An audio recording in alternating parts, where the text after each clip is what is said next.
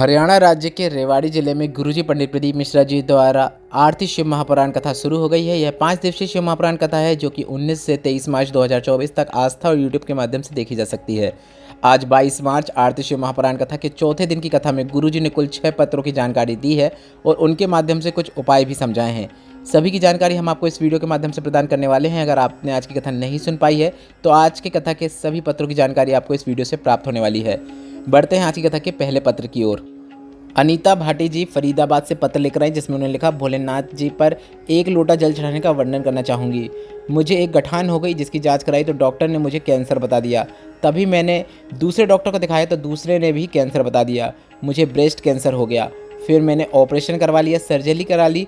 Surgery कराने के बाद मेरा कीमो शुरू हुए। डॉक्टर ने 8 कीमो बता दिए पर इलाज के दौरान फिर से कैंसर हो गया और अब डॉक्टर ने कह दिया कि अब ऑपरेशन भी नहीं कर सकते क्योंकि बीमारी पूरे शरीर में फैल चुकी है। अब कुछ भी नहीं किया जा सकता। हम बहुत निराश हो गए। तब मैंने पहली बार आपकी शिव महापुराण कथा के बारे में सुना, कथा सुनना शुरू किया और मेरी बेटी शिवलिंग पर जल चढ़ाकर वह जल मुझे लाकर देने लगी। तभी पता चला कि कोसी में कथा हो रही है। हमको लगा आप कथा के दौरान रुद्राक्ष भी देते हैं तो हम कथा सुनने कोसी चले गए, पर हमें वहाँ पर रुद्राक्ष नहीं मिला क्योंकि हमें पता चला कि आप सिर्फ और सिर्फ सीहोर कोबरेश्वर धाम से ही रुद्राक्ष का वितरण करते हैं। हमने कथा में 3 बार पत्र लिखा पर आपने हमारा पत्र नहीं पढ़ा। तभी हमारे बाजू में बैठा व्यक्ति हमको देखकर रोने लगा, बोला कि आप इतनी ज़ोर ज़ोर से क्यों हाँफ रहे हैं। मैंने बताया मुझे कैंसर हो गया है और डॉक्टर ने भी जवाब दे दिया है। तभी उस व्यक्ति ने कहा, मेरे पास सीहोर कोबरेश्वर धाम का रुद्राक्ष है, आप इसे लेकर जाओ। और उसने तुरंत अपने गले से निकालकर रुद्राक्ष मुझे दे दिया। हम रुद्राक्ष लेकर आ गए और उसका जल शिवलिंग पर चढ़ाकर उस जल का आचमन करना शुरू किया। कुछ समय बाद हमने फिर से जांच कराई तो सभी रिपोर्ट नील आ गई। मैं पूरी तरीके से ठीक हो गई हूँ। उसी का आभार व्यक्त करने के लिए हम कथा पंडाल में आए हैं। बढ़ते हैं आज की कथा की दूसरी विशेष जानकारी की ओर। सरो देवी जी नाथोपुर से पत्र लेकर आए जिसमें उन्होंने लिखा, मेरा बेटा सरकारी नौकरी के लिए अप्लाई करता था पर उसका रिजल्ट उसके पक्ष में नहीं आता था। मैंने अपने बेटे से कहा कि शंकर भगवान के मंदिर में जल चढ़ाओ और 1 बेलपत्र, 1 दूर्वा और 1 सफ़ेद पुष्प, इन तीनों चीज़ों को माता अशोक सुंदरी के स्थान पर अर्पित करना शुरू करो। सीहोर वाले महाराज कहते हैं, इस प्रकार से यह 3 चीज़ें माता अशोक सुंदरी के स्थान पर अर्पित करने से की गई कामना निश्चित पूर्ण होती है और तुम अपनी तरफ से भी पूरा प्रयास करो, पढ़ाई में कोई कसर मत छोड़ो। मेरे बेटे ने कहा, कितने वर्षों से हम एग्ज़ाम दे रहे हैं पर मेरा कहीं पर भी चयन नहीं हो रहा है, क्या भगवान पर भरोसा करूं? तो इस पर मैंने कहा कि तुम मंदिर की साफ़ सफाई का कार्य करो और सब भगवान के ऊपर छोड़ दो, चिंता मत करो। मेरे बेटे ने ऐसा ही करना शुरू किया। मेरे बेटे ने 2017 में एक एग्ज़ाम दिया था जिसका रिजल्ट आया और मेरा बेटा पटवारी बन गया है। उसी का आभार व्यक्त करने के लिए हम कथा पंडाल में आए हैं। बढ़ते हैं आज की कथा के तीसरे पत्र की ओर। बबीता मंजीत सिंह जी पत्र लेकर आई जिसमें उन्होंने लिखा, शादी के 12 साल हो गए थे, संतान का सुख नहीं था, पर संतान ना होने पर स्त्री को ही क्यों लोग दोष देते हैं, स्त्री को ही लोग क्यों बोलते हैं, मैं यह पूछना चाहूँगी। तब मैंने पड़ोस की एक काकी के कहने पर मंदिर जाना शुरू किया, आपकी कथा सुनना शुरू किया।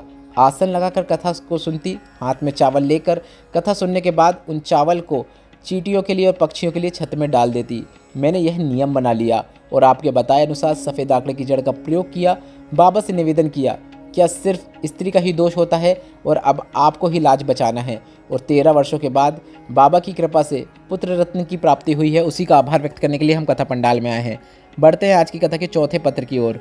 बलीशा भट्ट जी करनाल हरियाणा से पत्र लेकर आए जिसमें उन्होंने लिखा, मेरी बेटी बहू के ब्रेस्ट में गांठ हो गई, डॉक्टर ने ऑपरेशन की बोल दिया क्योंकि गांठ साधारण नहीं थी।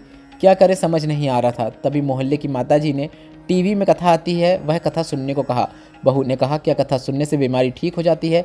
माताजी ने कहा, टीवी के सामने बैठकर कथा सुनो, अगर लाभ नहीं होगा तो पंडाल में बैठकर सुन लेना।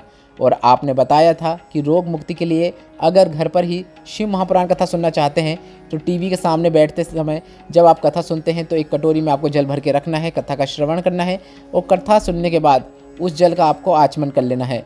ऐसा करते 15 ही दिन हुए थे। उसके बाद मैं जांच कराई तो डॉक्टर ने कहा कि गांठ गल चुकी है, ऑपरेशन की आवश्यकता नहीं है। डॉक्टर भी हैरान थे कि आपने कौन सी टेबलेट खा ली जिससे आपकी गांठ गल चुकी है। हमने कहा यह सब बाबा की ही कृपा है। बढ़ते हैं आज की कथा के 5वें पत्र की ओर।